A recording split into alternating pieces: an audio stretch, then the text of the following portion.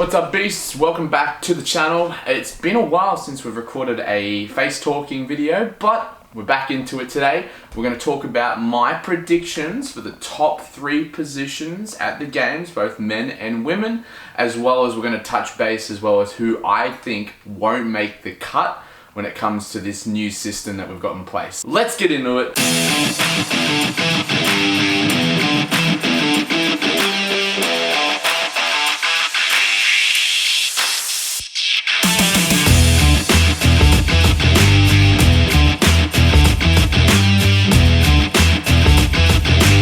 Alrighty, bit of a different video today, guys. Now, if you're coming here for some expert opinion, some statistic analysis, some breakdown of each athlete and why I think and why I won't think that they will make the games, you've probably come to the wrong place. If you want anything like Crossfit Games, you want details, information, all that kind of actual legitimate stuff, you've got the Morning Chalk Up, Armour Hammer TV, Talking Elite Fitness, all those channels out there to help you. But this is just going to be purely opinion based, why I think that these people will make or will not make the podium position. Let's get into it. So let's start with a little bit of a fun part of a bonus, a bit of a game, if you would so say, to play as well with this. So we'll play this out over the weekend. Each position that I get incorrect, so whether these people that I select don't make the podium, or some of these people who I say won't come under the line actually make it into the last day.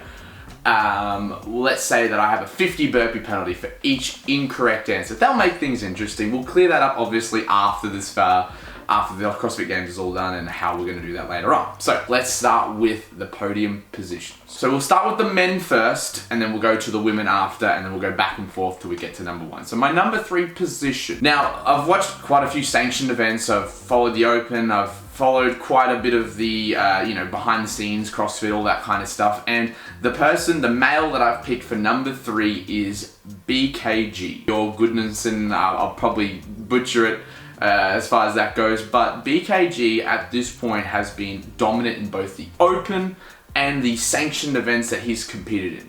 He's always been an impressive performer. I feel like he's super consistent. He's always up there with the big dogs, but I think this year specifically, he'll podium for once, or he'll make it to that podium stage. Now, I believe his overall fitness or his all-round fitness is good enough for him to make the final day, the top 10, and I reckon he'll be in a good enough position that he won't have to worry about falling down, or at least making one of those podium positions this year. So BKG number 3, hopefully, fingers crossed, he does live it through, please mate. I want to see him on the podium. He's a good guy.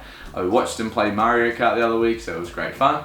Let's get on to the ladies. Number 3 for the ladies, I reckon Katrin Davidsdottir. Now, this is probably pretty obvious. One of those top ladies. She's always been competitive. She's won the CrossFit Games twice, been on the podium thousands of times. Why do I think Katrin will make it this year?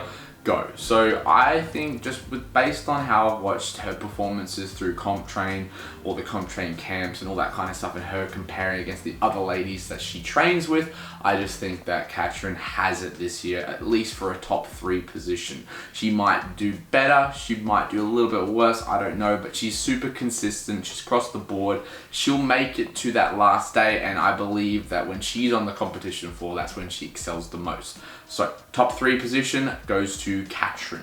Let's jump back to the men now. So for number 2 for the men, Patrick Vellner. Wow, no surprise here. Good old P-Vel.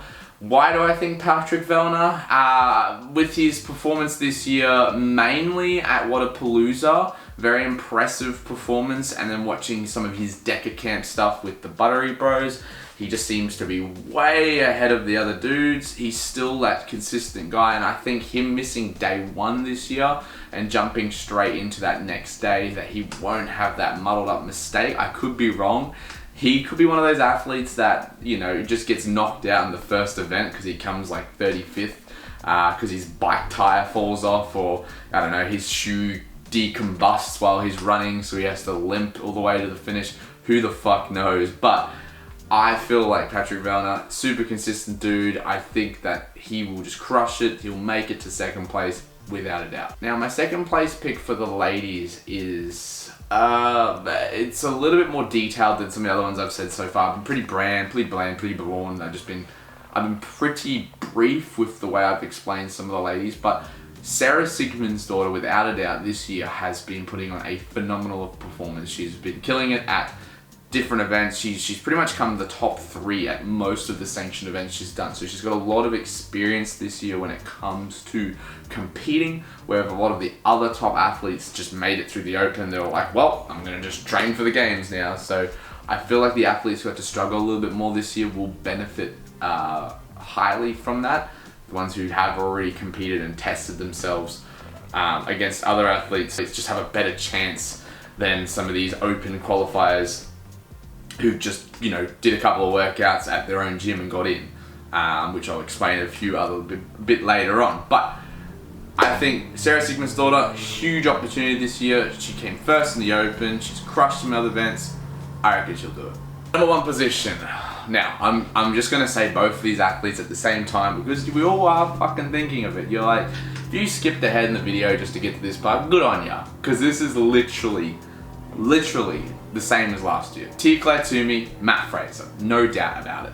Matt Fraser and Tia-Clair Toomey have both proved themselves out. Well, Tia at Wodapalooza and Tia at Rogue. Same with Matt Fraser at Dubai, the Open, and the other one, Rogue as well.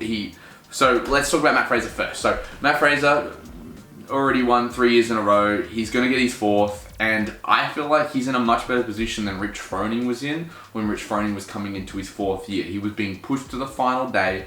He, barely made it over the line, but he still got there. He still got his 4th consecutive title. But when it comes to Matt Fraser, he just doesn't seem like this guy's slowing down. He's going to keep fucking churning. He's going to keep winning. And I just don't think he has any holes where any of these events will hurt him too badly. He won't get knocked out for sure. So he makes it to the last day, and we all know the last day Matt Fraser's already 100 points ahead, so he's already locked himself in. They might as well just mail him the check now because he's pretty much got it. But that being said, he's also performed against top level athletes at Dubai with some of the best athletes at that competition, and he annihilated them. At Rogue, who also had pretty much the top 10 men anyway there, annihilated them. And then he smashed the open without even fucking trying. He did that final thrust to chest to bar workout once, which I have the video on my channel if you want to watch him do it. But did it once, killed it, and was like, nah, I've got the best time. Soz, guys. See you later. So, Matt Fraser, of course, number 1 position. Tia-Clair, pretty much the same deal. Not only now is she training with Matt Fraser, which is like the dynamic duo. Like, dude, like, she was already killer with Shane. Now Shane and Matt, like, and at Mayhem, like, damn, man. But anyway, so Tia-Clair, awesome. She killed the Wodapalooza. Rogue, awesome, smashed it. Like, there's just no doubt about it. Like, these two, they're just gonna be unstoppable for the next couple of years until they get too old to compete.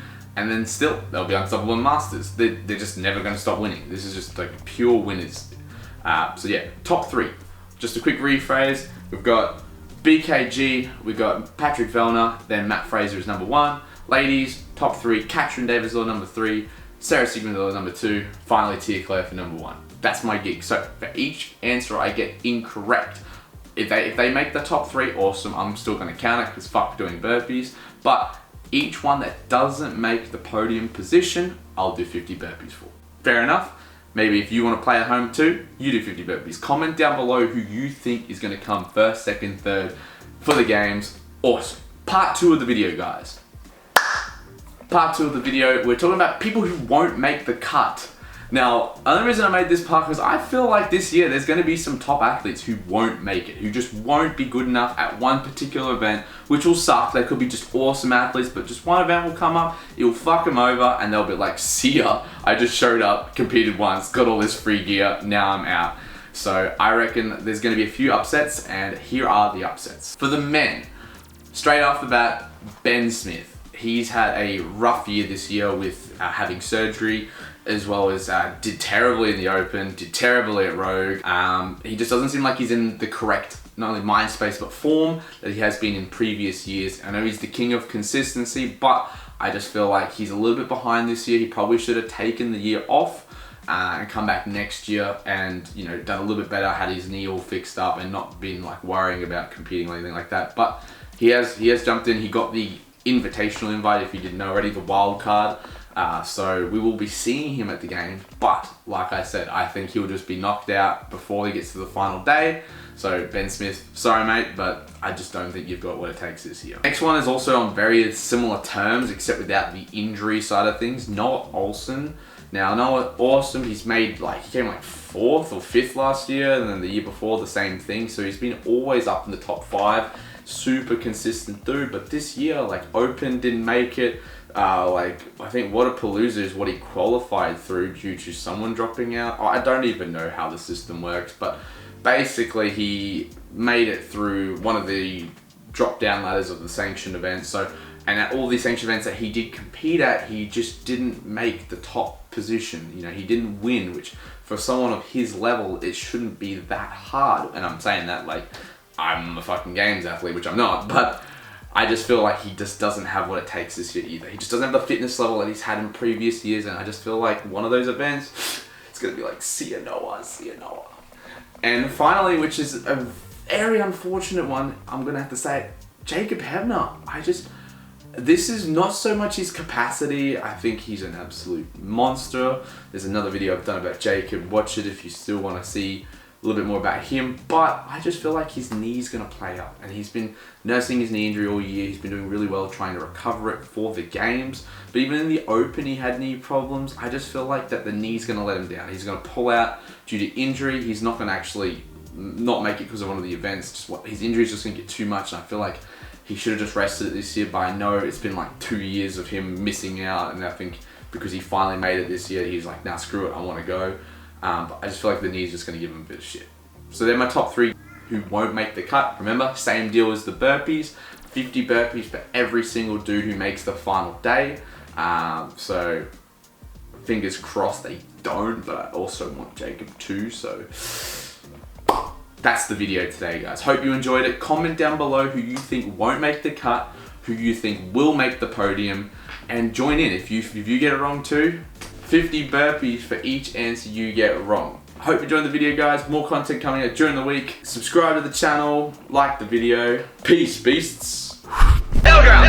Sipping codeine in the nosebleeds, cause nobody around her know me. I'm so low-key. She say that she missed her old me, cause she lonely, but it ain't my fault.